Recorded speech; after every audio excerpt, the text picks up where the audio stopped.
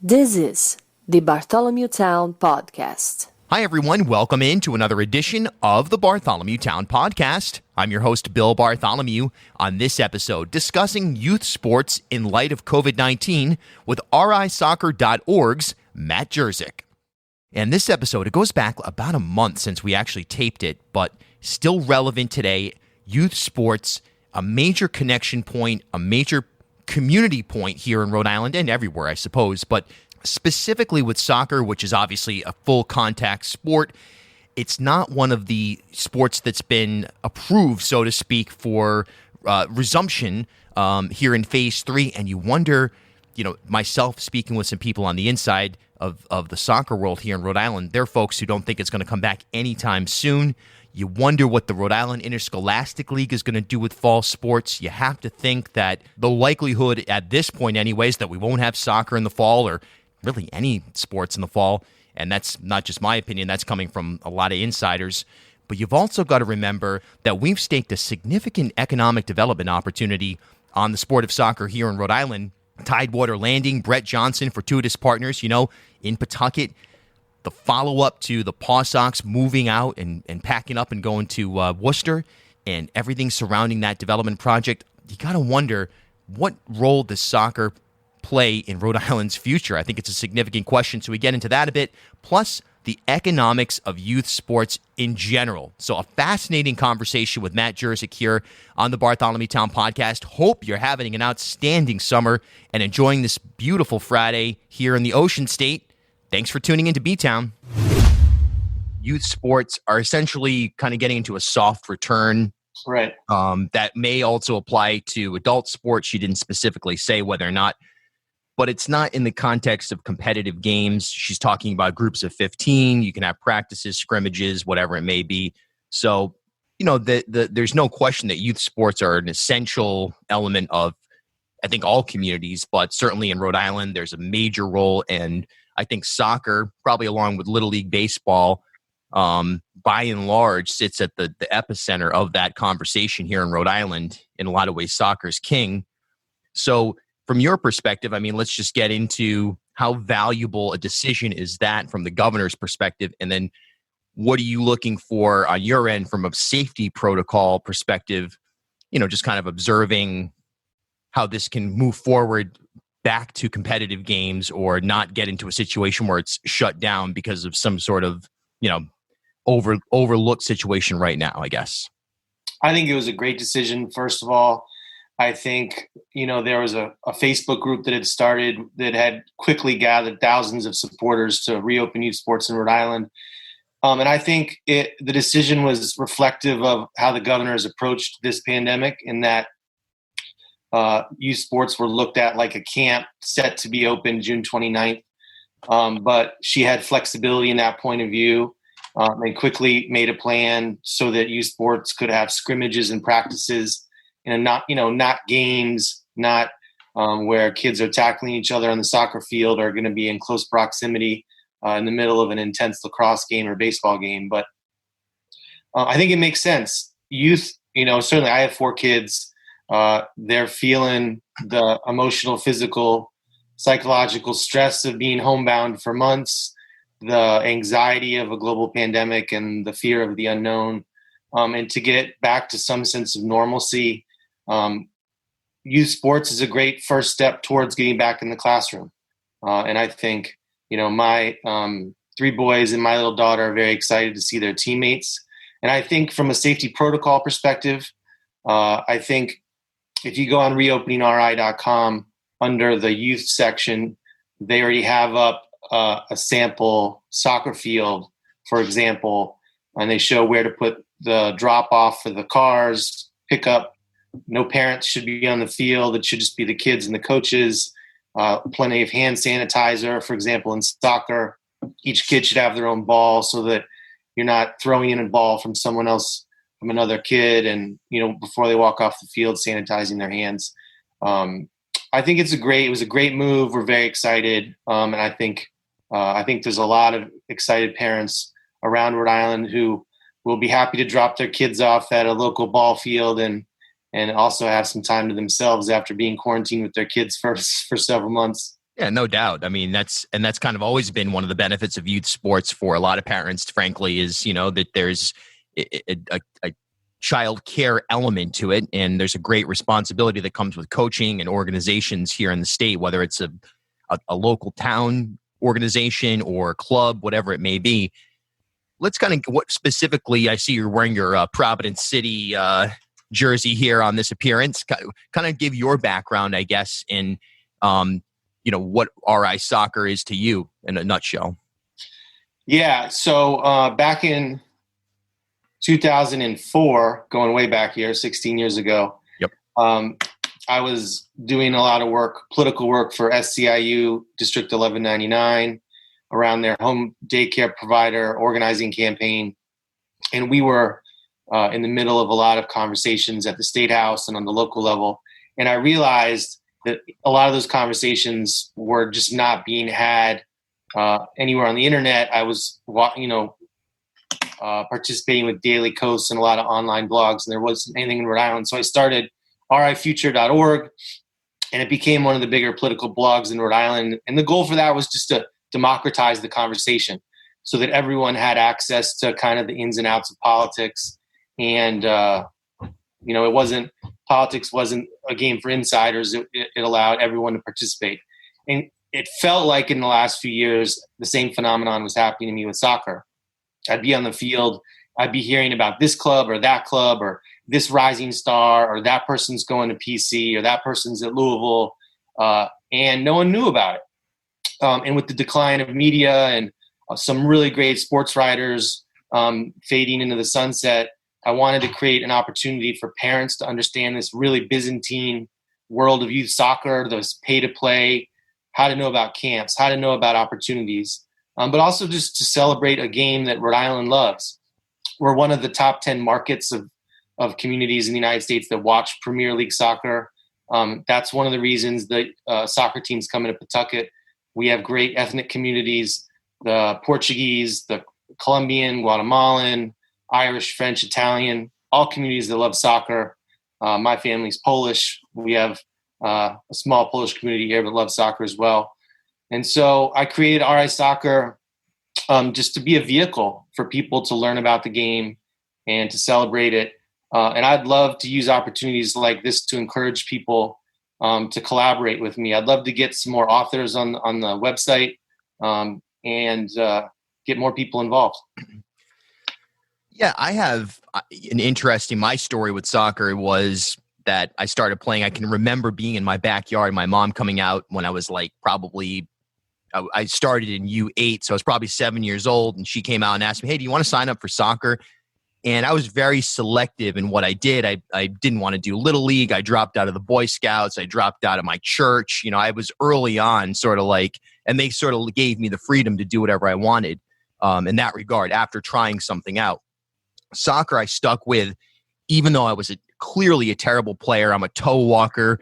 I'm not, especially then, I wasn't particularly aggressive, but I stuck with it. I fell in love with the sport. I fell in love with the camaraderie that was there. And even as a player that once I got to the competitive level, U14 travel leagues and so forth, I came off the bench. I played JV even when I was in 11th grade, for example. I was not a great player, but I still loved the game. And I fell into it at a higher level as a referee. I became a referee when I was 12 years old. By the time I was 18, I was a state referee, traveling around the country doing USL, et cetera. And, paid my way through college. Then I moved to New York, paid my way as a musician in New York for a decade. And coming back to Rhode Island, I started to, I refereed I certainly refereed high school and so forth, but I noticed that there were a lot of silos here in Rhode Island. There are a lot of different clubs. There are a lot of different, one group of referees controlled one set of games, and then this, that, and the other. It was a lot less homogenous than it was when I'd left 10 years before. Is that the same on the I guess the competitive youth and adult side right now, where we have a lot of different silos that something like your website could kind of bring everyone together under one tent? It's sort of like the fire chiefs in Cumberland, where they've got 5 fire chiefs. Everyone wants to call themselves chief, as Scott McKay would say. Is there a way to bring it all together here in a small state and kind of, this is just my perspective, of course, but bring the community together, unite and maybe then compete on a national level or do more to elevate Rhode Island soccer as a whole? Yeah, I think it's a great point. One great example of what you're talking about is these guys, Jason Rigo and Matt Lee and the team at Providence City FC have done a tremendous job of building a local club with a great local culture on a national stage. But they're forced to play in the Bay State Soccer League, which by definition is in Massachusetts. We don't have the soccer infrastructure here yet to support our great hometown teams. We have a Sunday league where Providence City has another team playing in, but the Rhode Island Soccer Association has some work to do. On the youth level, I think the world's been turned upside down. Yeah. The U.S. Soccer Federation just shuttered their development academy known as the DA, which had been going for over a decade, turning a lot of kids' dreams upside down. And in the wake of that, so basically, in Europe or in Portugal or in Spain, if you're a young person and you want to play soccer, you're not going to the Portugal Development Academy. You're going to Sporting, or you're going to Benfica. They have a U10, a U11, U12, U13. So that's kind of what the U.S. is moving towards now. The MLS, Major League Soccer, which the New England Revolution is a part of, and all of the other MLS teams just formed its replacement, an elite premier youth academy with over 90 teams. Rhode Island has one club that will be a part of that. They're known as Bayside FC. And there's an additional 4 Massachusetts teams: Vallejo, the Bolts, NEFC, and the New England Revolution. And so if you want to bubble up and be a rising star in youth soccer, there's a pathway now, but it goes through the MLS. And I think, what's really exciting to be a young soccer player in Rhode Island right now is we have this new MLS Academy. We have the Revolution. They've had an academy up and running for years now.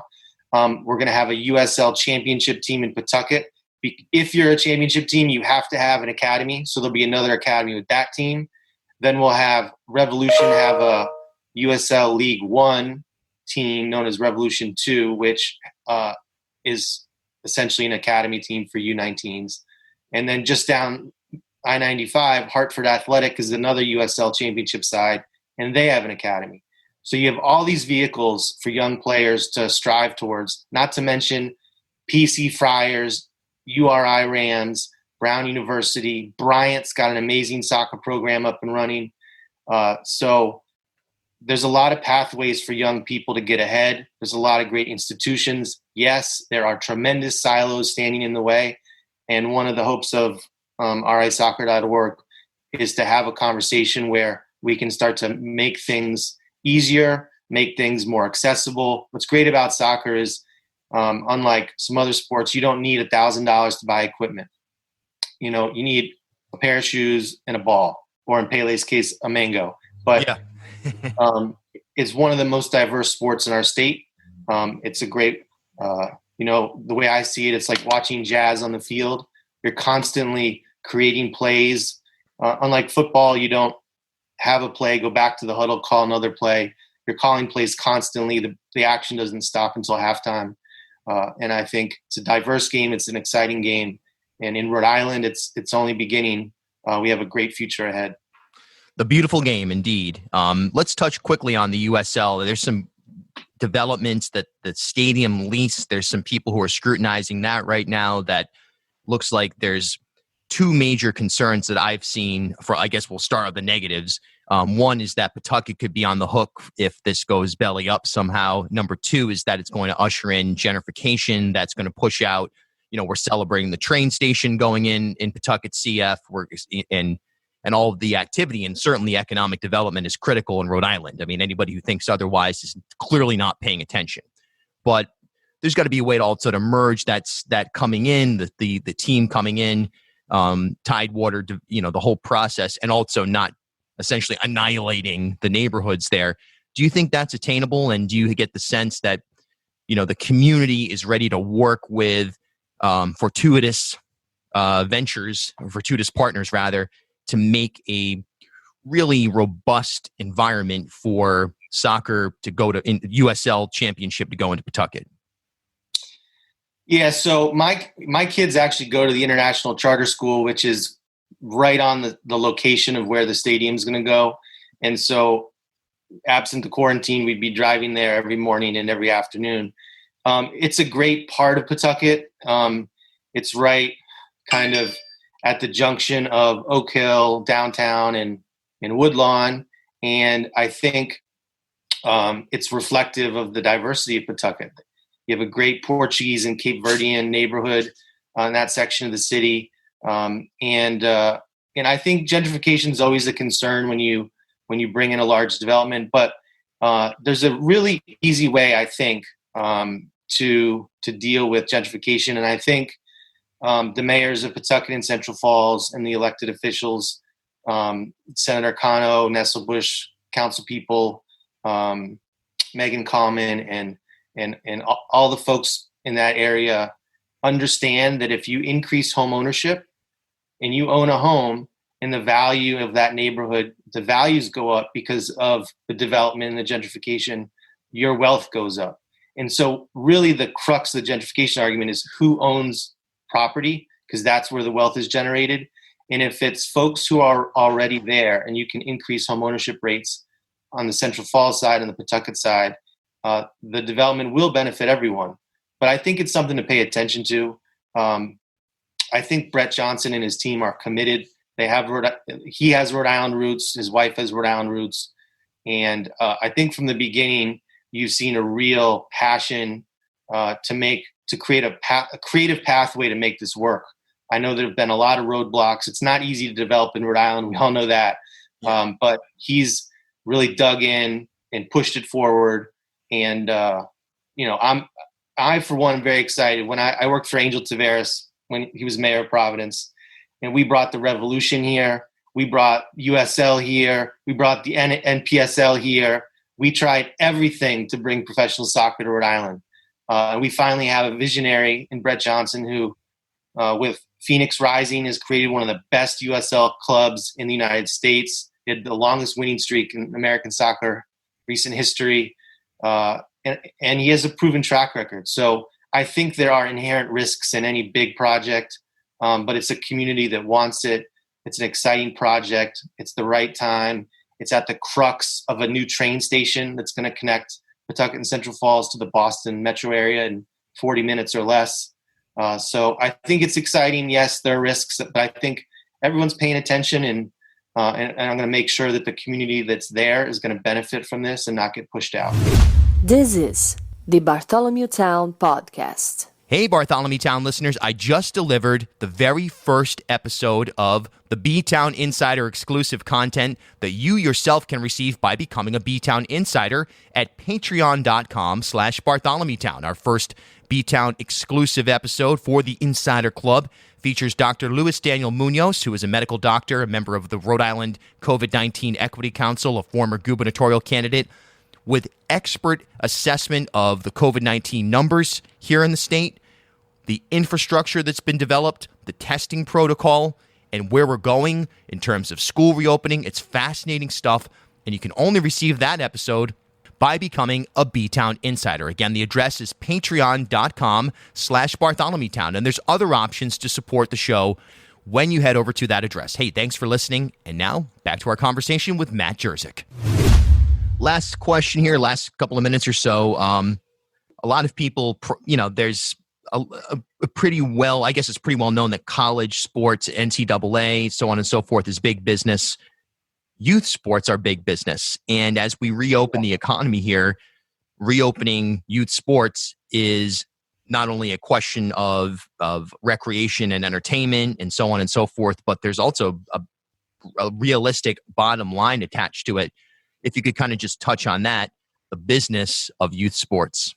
So, yeah, I think the pay-to-play element of youth soccer is a real tragedy. And that's why I think it's incumbent on all of us to support programs like Project Goal. It's one of a kind in Rhode Island. You have like a living legend in Javi Centeno and the program director, Darius Shirzari.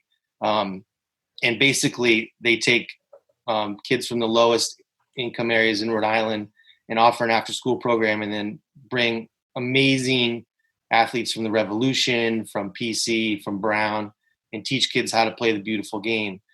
It's programs like that that build a bridge between the opportunities that folks in wealthier communities have and what everyone should have. The best example is the Revolution's latest signing, Damian Tico Rivera. Straight out of Cranston, Damian, he started with Project Goal. He then went to Bayside, played for the Revolution, and just signed a professional contract at the age of 16.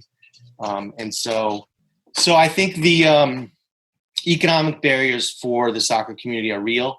I think there's too many young people that want to play soccer that don't have real opportunities. We got to find a way to bridge those gaps. There are real programs out there like Project Goal, who are doing the work in Central Falls and Pawtucket to give youth opportunities in after-school programs, and also to learn how to play soccer. But they have a huge waiting list. They need more resources. They need more capacity. If your listeners and viewers would do one thing, be to jump on their website, give them a donation.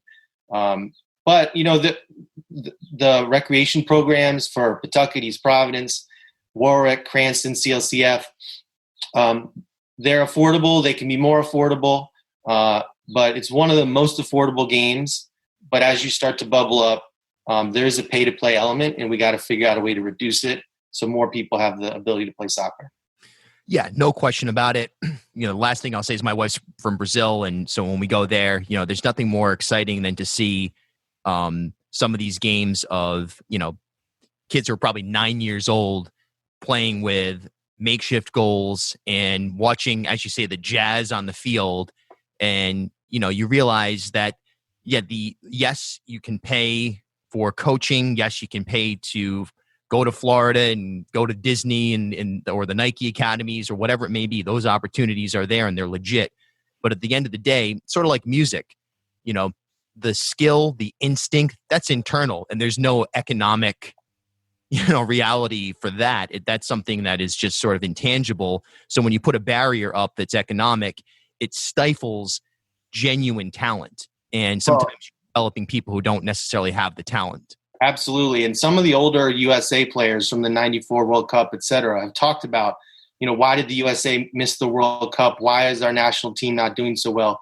And they talk about grit and the fact that if you grow up, in a comfortable situation and you're going to all these really fancy camps, you don't learn toughness. You don't learn grit. You don't have that really unspeakable quality of when the game's on the line, can you dig down deep and win? And I think when, you talk about kids like Isaac Anking from Providence's Mount Pleasant neighborhood or Damian Rivera from Cranston, both just signed professional contracts with the Revs, grew up in lower income communities. These are the kind of stories we want to develop. We want to give youth who have the strength and the grit and that inner strength more opportunities to play the game, because that toughness is what we need, not only on the youth stage, but on the national stage.